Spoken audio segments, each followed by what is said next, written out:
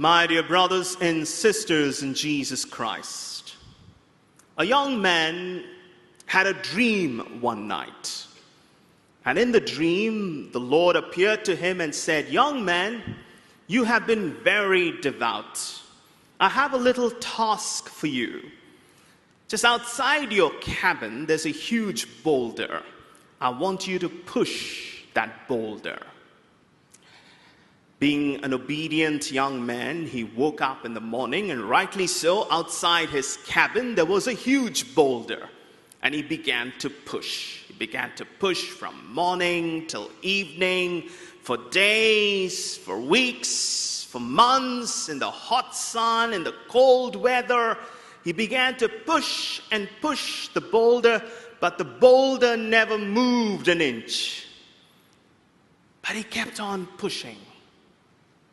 But when things don't go the way you want, what happens?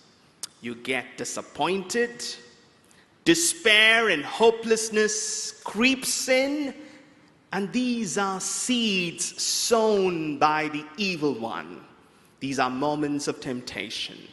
When things don't go the way you want, the evil one comes and sows seeds of despair and hopelessness. And rightly so, the evil one came to this young man and said, "Oh, young man, you're wasting your time.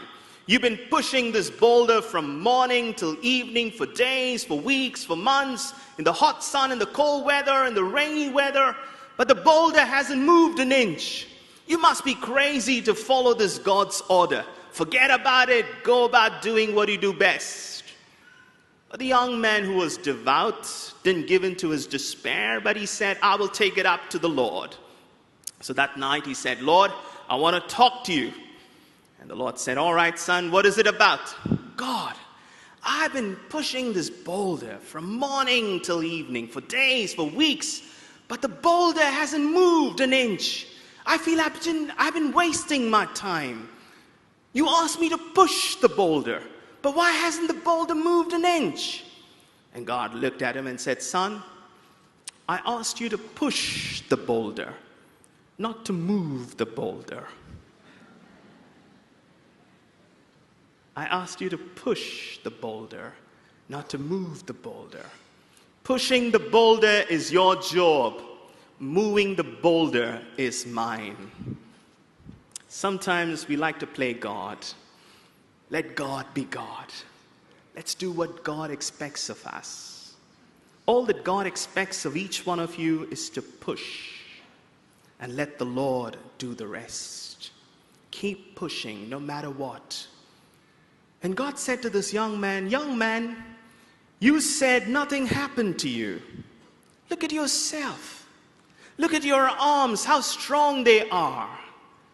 Look at your biceps. Look at your back, how strong they have become. So don't tell me nothing has happened." Keep pushing no matter what. Your job is to push. God's job is to move the boulder. PUSH is an acronym for pray until something happens. Keep praying until something happens. Keep praying no matter what. Don't give up, and don't give in to your despair and hopelessness. Remember, those are seeds of the evil one sown into your heart. No matter what, keep pushing and let the Lord do the rest. Keep praying until something happens. I know some of you here would be saying, "Oh, Father, I keep coming to this shrine. I keep praying and praying, but nothing seems to happen." I want you to remember, God's delays are not God's denials. When God is delaying to answer your prayers, He's not denying your prayers. He's just waiting for you to give you the right thing at the right time. He knows what's best for you. He cares for you. If He cares about the birds of the air and the lilies of the field, aren't you of much more value than they? You keep pushing and let the Lord move the boulders in your life. You know what those boulders are this morning. For some, it could be a financial problem, worries, anxieties, fears, failures, disappointments, rejection, abuse, pain, hatred, anger, unforgiveness. For some, it could be a physical illness that you're going through at this moment. Maybe a cancer or a heart disease or an arthritis or a diabetes. You keep pushing and let the Lord move those boulders away from your life. As you come for this novena devotion, seek the powerful intercession of our Blessed Mother. She pleads on your behalf. She intercedes on your behalf. She's a queen of intercession. And that's why we prayed the Memorare.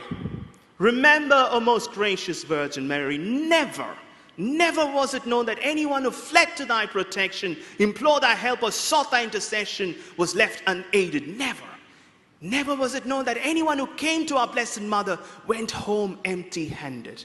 As she interceded for the young couple at Cana of Galilee, she will intercede for you. She will clothe you in her mantle of love and protection. She will plead on your behalf.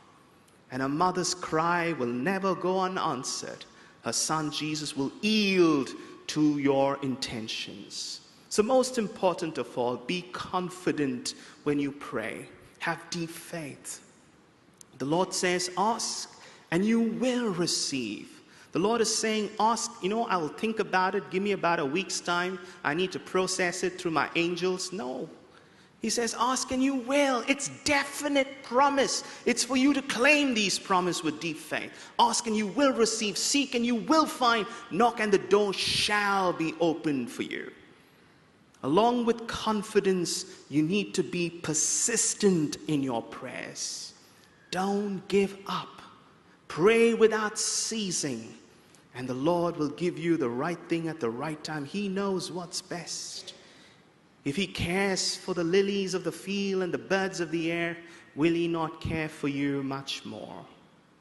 Look at the testimonies that we keep having every novena, every week. These are the powerful working of the Lord through the powerful intercession of our Blessed Mother.